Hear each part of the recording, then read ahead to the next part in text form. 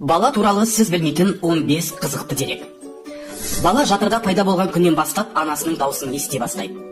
Адам 3 жасқа дейінгі өмірін есіне түсіре алмайды. Дәрігерлер мұны инфантильдік амнезия деп атайды. Музыкалық аспаптарда ойнайтын және вокалға қатысатын балалардың зейіні мықты болады. Яғни олар ұқыпты, жинақы, жан-жағын бағдарлап жүреді. Бала өмірге келгенде тек ақ пен қара және сұр түстерді ғана көреді. Бірнеше ай өткеннен кейін қызыл түсті ажырата бастайды. Ата-анасынан зәбір көрген, жиі ұрыс еститін, таяқ жейтін балалар өскенде қаржылық қиындықтарға тап болады.